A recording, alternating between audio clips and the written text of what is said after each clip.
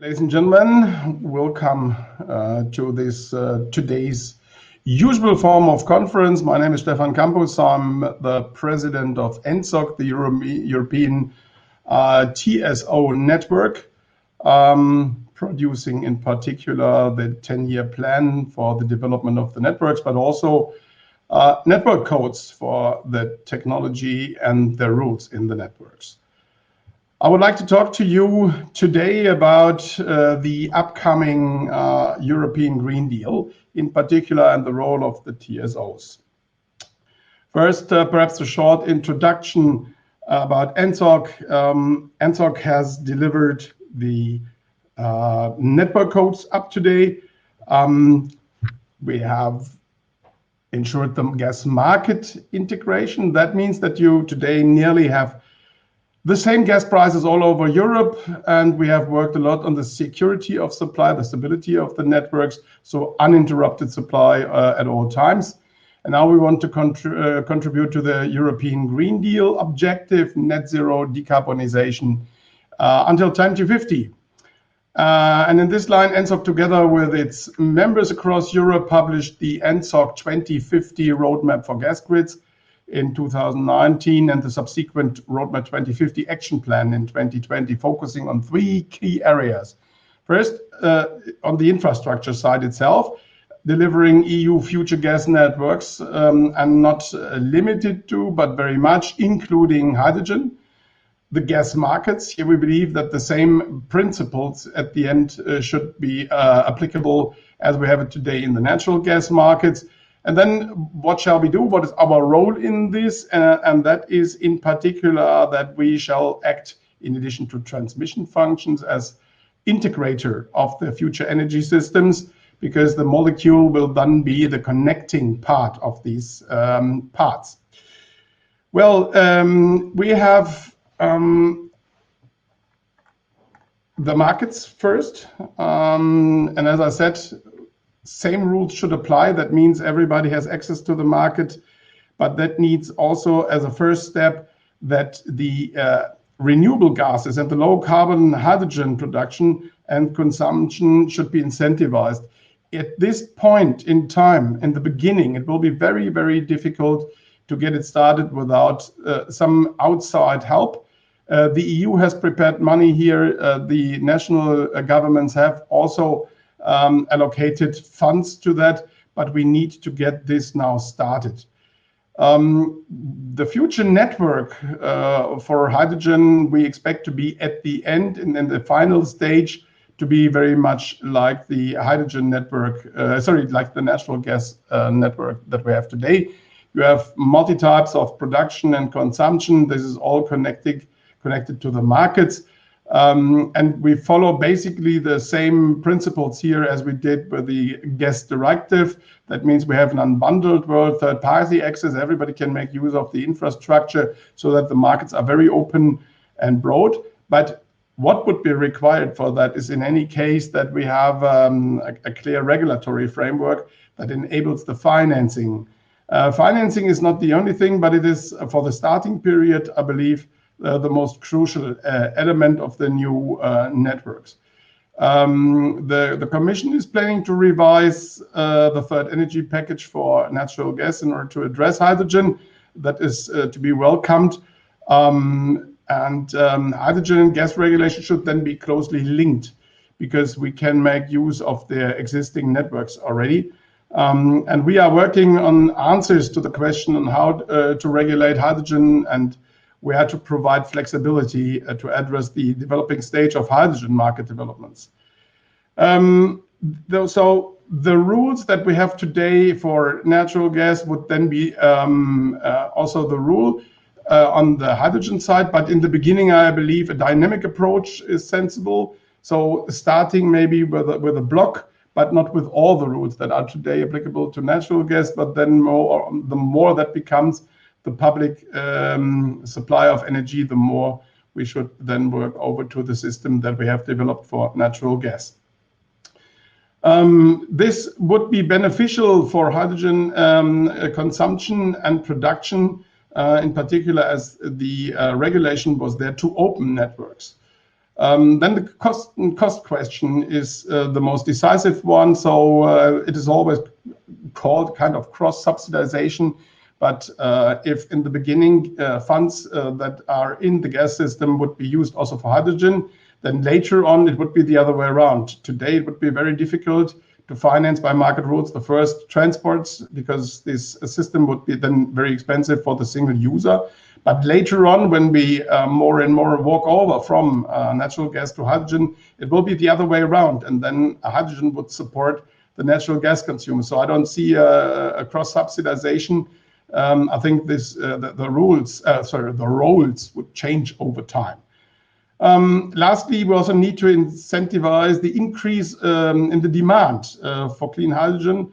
For example, the carbon contracts for difference that are often mentioned, bridging the gap between the different costs, but also quotas or other tools could be very helpful in this respect. The role of the TSOs is I think clear here, as we are very used to the planning, financing, constructing, and operating networks. So we would think that we are very well suited to also do that for the hydrogen networks under similar conditions as we have them today, irrespective of any unbundling model. But moreover, it would be our role to manage the diversity of molecules or of gas streams that we will have in the future, because there might be biomethane, biogas, other low carbon gases, synthetic gases, as well as hydrogen. And there might also be blends. So handling that is one thing, and also the relevant questions about the content on the data side, so everybody knows exactly what he has fed in and received. And maybe something that is very much underestimated today is the coupling of the different energy systems, and in particular securing the stability of the electricity grids, as coal and oil will be phased out. The nuclear generation park is very much aging, and the renewables are working less than half the time they are needed. And storage of electricity is very difficult. So I would say coupling the different sectors of the energy world is another task that is coming up and will be one of the most difficult and most important, because we have all the eggs later on, or 60% of the eggs in the electricity basket.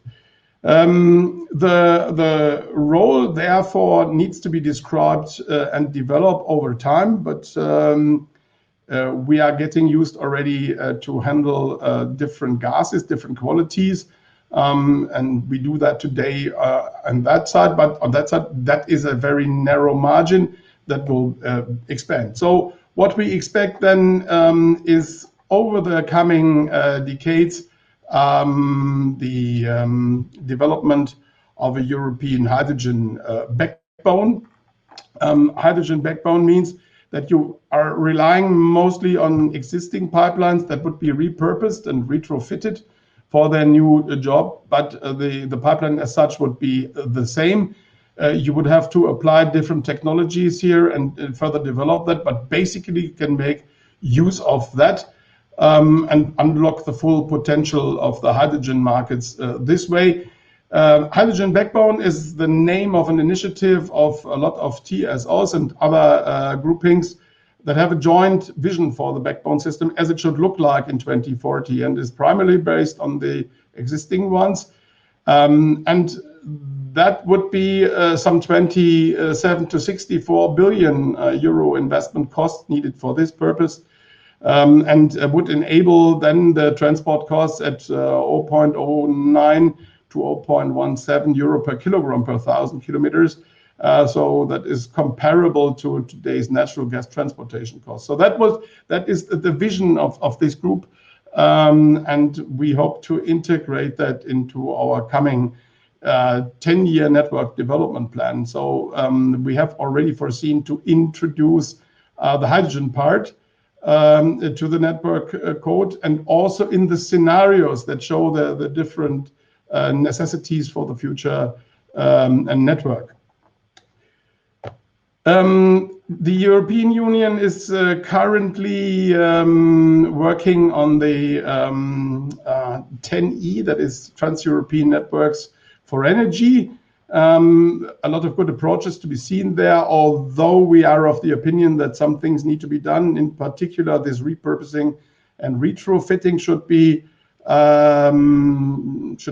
addressed, and blending. That is something that is very, very difficult to describe because we cannot see at this point in time how it will develop in the future. But there might be different sources of gas, different qualities of gas in the TSO system that might happen in the DSO system, or we will see, on the other hand, also separated natural gas transports and hydrogen transports.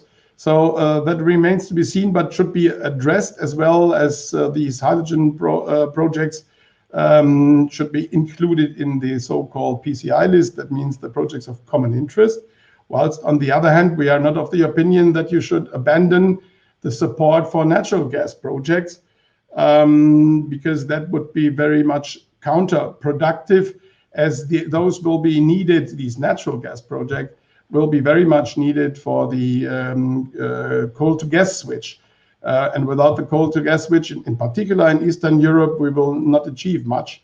That is a very fast way to decarbonization. So the decarbonization role of natural gas should be also reflected there. Then CO2 storage for sure should be included in the 10E, and also in the area of the offshore grid planning. What we see with a lot of concern is the interest of ACER, of the European regulators, to have a framework now for the scenarios for the future development of networks and for the 10-year network development plan, and also the EU influence. We believe that member states should also have a say here, apart from the fact that we as the business need to develop that on our own and should stay with the responsibility. Taking the responsibility away from those that have to build the networks and lead in the hands of ACER, we deem not a proper way forward, in particular as we are very close to the customers and have a lot of consultation ongoing to make sure that producers and also consumers are always part of the network development. And of course, in the future, about also the hydrogen network development. Then how would such a system look like? That is very difficult to say at this point in time. We have several examples provided here. One of the examples is that we see a blend in the transmission system, while the distribution system goes to 100% hydrogen. You can see already all the elements that are a part of this future energy system. You will see hydrogen not only as it is currently already the case in the industry as feedstock or for other purposes, but you will see it also in several sorts of transport, in particular maritime transport, but also trucking, heavy duty trucking, households we would expect. And there would be different sources. So there would be central sources like offshore, but there would also be decentral, like onshore wind parks. So it is difficult to foresee which development at what speed would happen. So another example would be then that you have 100% transmission system and distribution system, but there are also lots of other proposals on how to do that. What we have done is we have inaugurated an innovative projects platform. You find 70 projects already here, innovative projects of all sorts, but mainly also organized around the decarbonization task. And I would say that we are some kind of proud that these projects are now developed by the TSOs in parallel to their existing tasks in the natural gas business.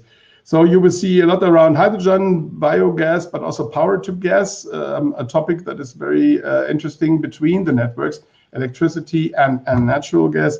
CNG, the compressed natural gas, in particular, you have seen the huge development for CNG in transport business in Italy, for example, with 1.5 million natural gas cars, but also digitization, heating, cooling, and then a very important topic, the certification of green gases, because we must make sure that everyone putting something into our networks gets a credit for that, not only for the energy content, but also for the decarbonization part. So certificates of origin would be the name of the game here.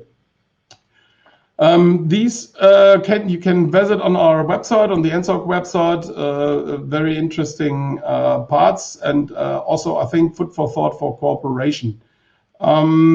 We have some of these like the North Sea Wind Power Hub, an initiative of TenneT from Netherlands, Energinet from Denmark, Gasunie, the gas company, or the gas infrastructure company in Port of Rotterdam, with the aim to build an artificial island in the North Sea to host synergy technologies such as power to gas.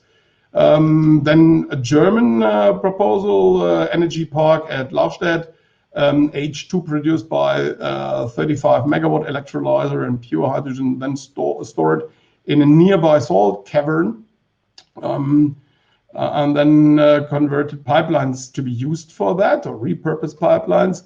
And Athos, an initiative of Gasunie, Tata Steel, and the Port of Amsterdam, and EBN, with the aim to develop a CO2 distribution network in the North Sea Canal area. Very interesting. So go on the website, you will find interesting graphs also for the development of hydrogen in the Netherlands. Same true for the German system, and also in the other northwestern countries like Denmark and others. You see already a lot of clearly focused development plans. So this is our offer to contribute to the framework of projects, and it is up to the Commission and the policy institutions of the EU to get this now started. So that would be what we have on our what we have as objectives here. So on the one side, we believe we should continue, in particular Eastern Europe, to develop the gas grid, maybe future ready for hydrogen. But these are all needed. These projects are needed to replace oil, coal, and other more carbon-sided fuels, and replace that by natural gas. That is the first thing that needs to be done in several parts of Europe. But at the same time, we are there to develop with the DSOs, with the producers, and with the consumers, also a hydrogen network that will be in 2050 the big part, and has replaced natural gas to a large extent. And we believe that we are the ones to do that at a very low cost. So thank you very much for your attention. Hope to see you soon in real physically, because I believe that only the exchange with our partners from the industry, with the technology partners, and also the industrial partners on the production side, deliver a valuable cooperation in the future. So I'm really missing these exchanges. It's difficult to do it only sitting in front of a monitor and a camera. Thank you very much.